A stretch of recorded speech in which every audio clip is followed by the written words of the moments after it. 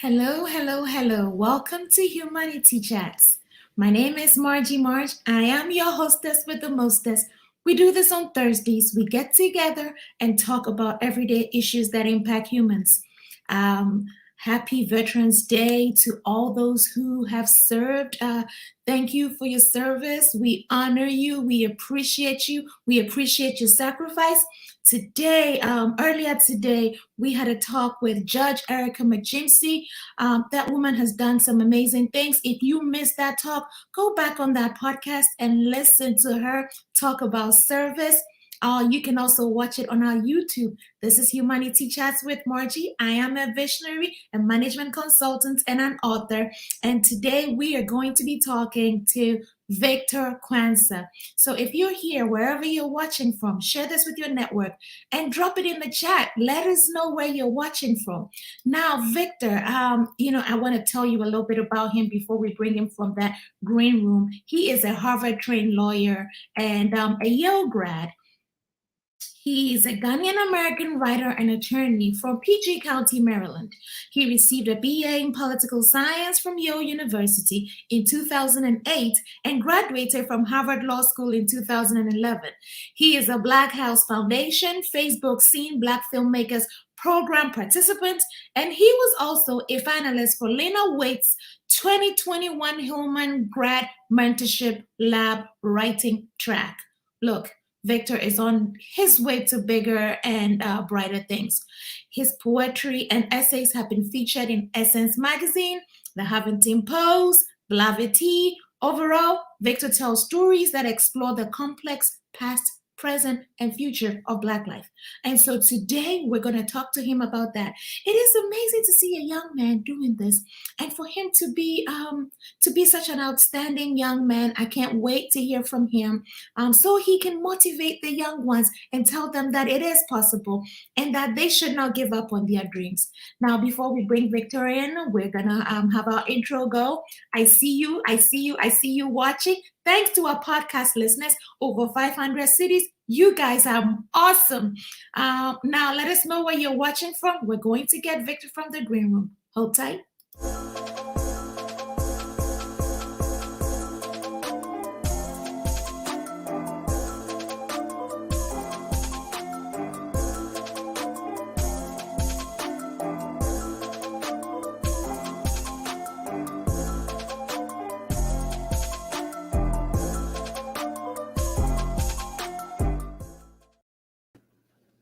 Hello, hello, hello.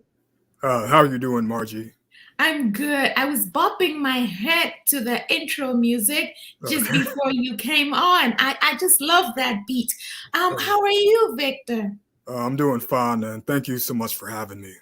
Well, it is an honor. I am so glad that we got to connect. Your resume is stellar, Victor.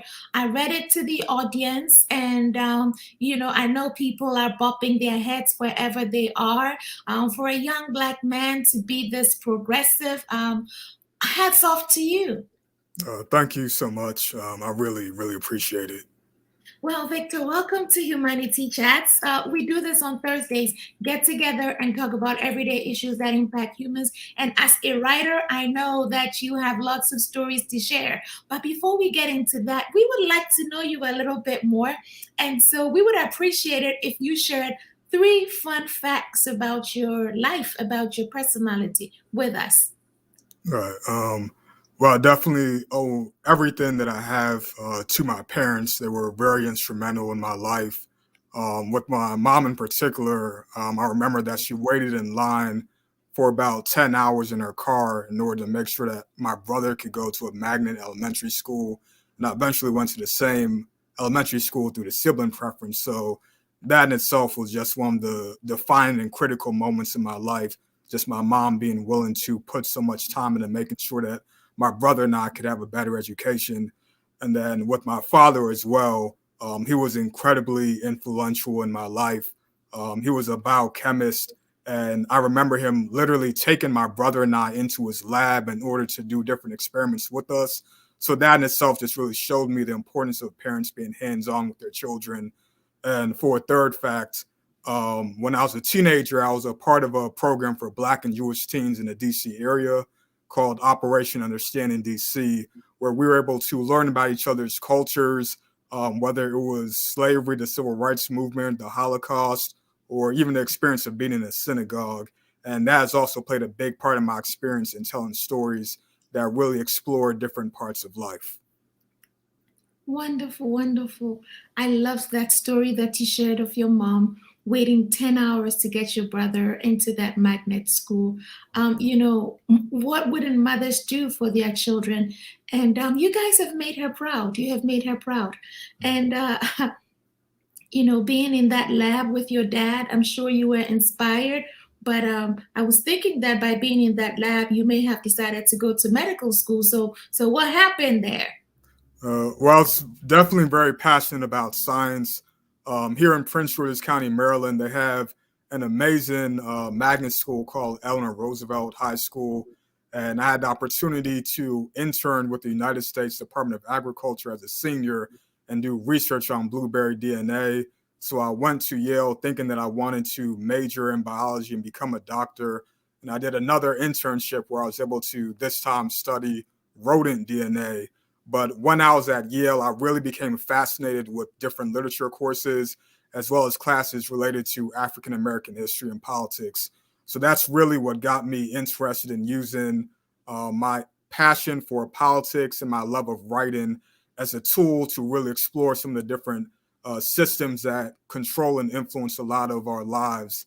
And my uncle is also a lawyer. So, based on the classes I was able to take at Yale, that led me to transition from being pre med to becoming pre law. Wonderful, wonderful, wonderful, Victor. Now you talk about writing and how you developed that passion when you were at Yale. Tell us a bit more about your writing. Right. A lot of my writing explores the complex past, present, and future of Black life. So with my poetry, it's been very heavily influenced by poets like Langston Hughes or Audre Lorde, and a lot of it will focus on my identity as a first generation Ghanaian American. And then later on, I ended up getting into screenwriting when one of my great friends from college, Rasan Nichols, he asked me to look over one of his scripts. And I'd always been fascinated by TV and movies, but that was the first time that I actually saw or read a script. And so that got me interested in using screenwriting also as another platform to try to explore different worlds and express emotions.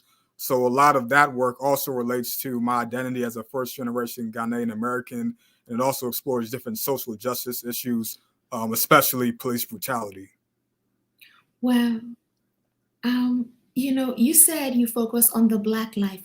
What makes you want to focus on the Black life at this present time? Just really given the fact that unfortunately Black lives have been undervalued and underestimated for centuries. And as I've been able to get more experience with different forms of writing, I'm really interested in exploring not just the past and present of Black life, but also the future in terms of what would it look like in a society where there are actually laws that were engineered to protect Black people as opposed to just place us in boxes or make us subservient. So my writing, even though some of it is set in the present day, I'm also writing a sci-fi pilot that explores what it would look like if there actually were major education and criminal justice reforms. So just given the history of what's happened to Black people and also my desire for a much better future, that's really what compels me to take on a lot of different forms of writing. Now, Victor, I would like to get into criminal justice reform, but before we get to that, you went to Harvard, you went to Yale. Why do you feel like you still put in a box? Because you've walked these corridors. Right. I think just regardless of what school you go to or what opportunity you may have, you're still Black at the beginning, in the middle, and at the end of the day. So your colleagues, your peers, they're still going to see your skin color first before anything else, unfortunately. So whether it's issues that people may encounter at work, or even as simple as the way that your heart will start beating the moment that you're stopped by a police car. It's just something that is an inescapable feature of life for a Black person, no matter where you may have been fortunate to go at some point, because all that can be taken away from you in an instant. Oh my goodness, Victor, you are speaking truth to fact.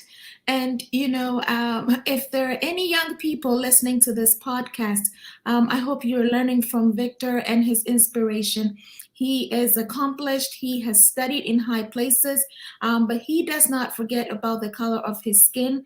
It doesn't even matter what your accent is, whether you are Black with African descent who was born in Africa, or if you were born here. It doesn't really matter, because, as Victor said, when you're Black, when people see you, unfortunately, they see the color of your skin, and that should not be the case. And so now tell me about that sci-fi that you're writing.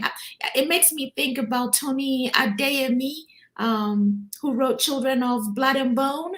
Right. Is it something like that, or is it more like Roseanne Brown's books? What do you is it an utopian world? Tell me a little bit about that. Right.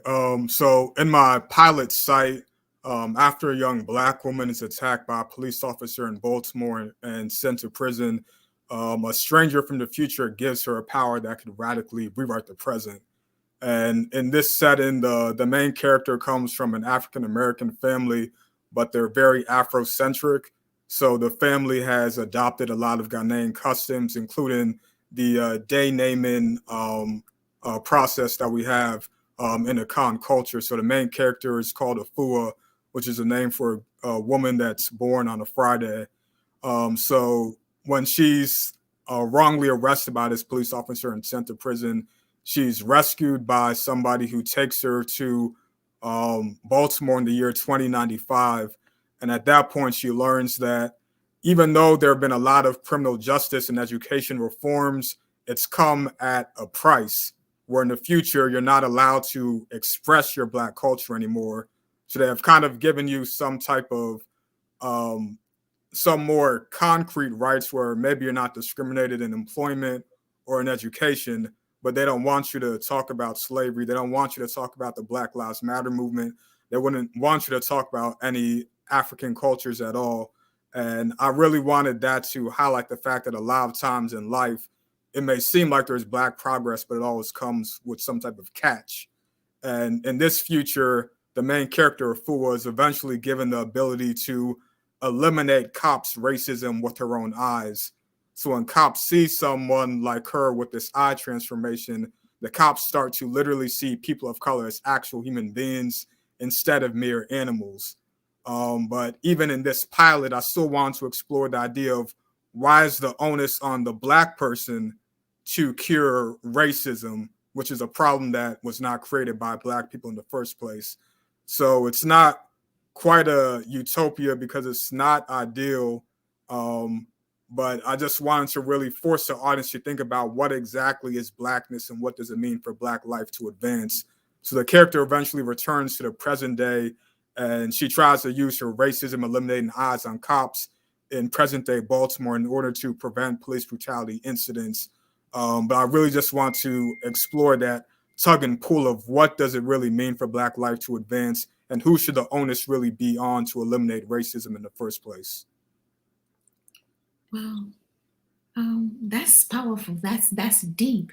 I have lived in Baltimore, so I can actually envision what you're projecting.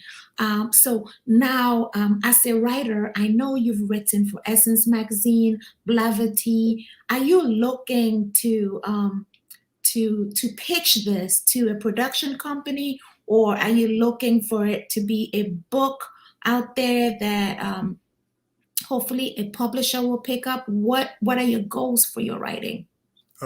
Yeah, with this pilot in particular, I definitely would be looking for a production company to want to produce a pilot and turn it into a series.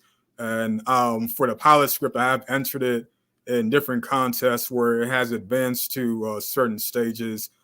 but I'm still working on it. But yes, I would definitely like to be able to pitch this project to different companies in hopes of it being on the screen somewhere where if my project site is able to play some role in leading to the adoption of a criminal justice reform in just one state, county, or even city, then the project would have been worthwhile in my eyes.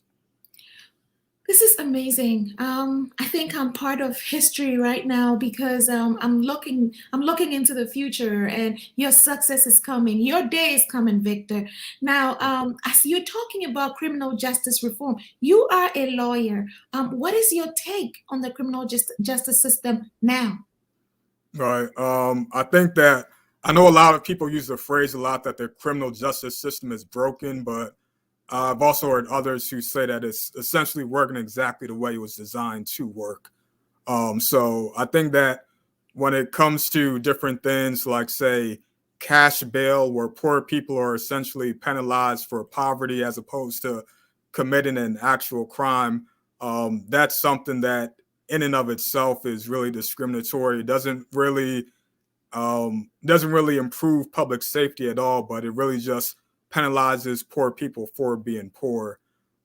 So I think even just something like that is an example where the criminal justice system is not necessarily broken, but working exactly the way it was designed to work in terms of extracting the little money that poor people actually have. So I do think that there's potential for the criminal justice system to be better. And I've seen different places where you do have progressive prosecutors who are trying to be in decision making positions in order to actually influence who is charged in certain situations and thus who would actually be convicted of a crime at all. But unfortunately, the way it is right now, the criminal justice system really just ends up hurting so many people throughout the country. Wow, it's interesting to note your take on this. Victor, I know you're very passionate. So, in addition to you being a lawyer and a writer, are you working on anything else to ensure that there is some kind of reform? Right. I think the main things that I've been working on so far have been with writing and trying to educate myself more about the issues. Just because I think that it definitely takes a multifaceted approach to trying to implement significant changes in society. And right now, what I'd want to do with my writing and my art is to be in a position to try to present models for what could be done in the future, as well as to expose the current ills. So I definitely view myself as part of a collective or a community of people in various positions who are trying to all play their own roles in trying to work towards a better future. So, are you collaborating with a group right now to build those bridges? Well, definitely by interacting with some of my friends from college who are in different places in addressing the criminal justice system, whether they actually work for social justice organizations themselves or whether they're fellow writers. I'm definitely incorporating some of the different ideas and experiences that I've come across. So even if some of it is happening informally, it's still all influencing my writing and my art, just so that I can try to actually uh, do enough of the research and learning to be able to put forward a cohesive concept for what I'd really want to expose audiences to. That is impressive. I actually know a lady who went to Dartmouth who is very much into social justice, and she is a writer as well. And so once we're done with the interview, I would like to facilitate an introduction so that you and her could maybe collaborate on something. She has been on the chats. She was part of season 1 way back when we started. I did not know that we would still be going. And so, what we do as a Humanity Chats family is we try to connect people who have ideas in common and just try to grow grow the network because we are all humans. That's what binds us. And together we can go far. And so thank you so much for joining us tonight and for telling us about your work. Welcome to the family. Thank you. We will continue supporting each other. Mind you, there are some opinions that we may not agree on, but that is the beauty of our humanity, where we have differences, but we work on those differences to come to a resolution. Victor, for the young men and women out there, what are some of the words of inspiration that you would like to leave them with tonight? Well, the main thing I would just like to encourage everybody is to fiercely go after your dreams. There's never been anybody like you ever on the face of the earth, and you have something unique to contribute. You can't be worried about your own timeline, but just to consistently put the work in to improve whatever your craft is, and just remember that you're as rare as a diamond that forms out of thin air. There's something special that you have to make your mark on this world, and you need to fiercely protect that and go after it. Wow, a red diamond. Victor, you are a man of words. I can't wait to read more of your poetry. And we had some viewers, and I'm happy to share that your aunt, Alberta, who actually introduced us, was watching from Frederick, Maryland. So hi, Albie, it's good to see you. And Yeah. we also had another Kwansa watching from Okay. the state of Washington on the West Coast. And so, hey, Kwanzaa, that's really good. We're so proud of what Victor is doing, and kudos to you for using your voice and for uplifting. That was a good message that you had for the youth out there, for uplifting and motivating others. I did read a little bit more about you and saw some of the great work that you did when you were at Yale. Thank you for representing your generation. And viewers, listeners, if you enjoyed this, Alberta just corrected me and said, "You're her cousin. She's not the Yes. auntie." Yes, viewers, listeners, if you're watching this and you enjoyed the conversation, make sure you share it with your neighbor, share it with 3 people. This is Humanity Chats. We are available on all the major podcasts.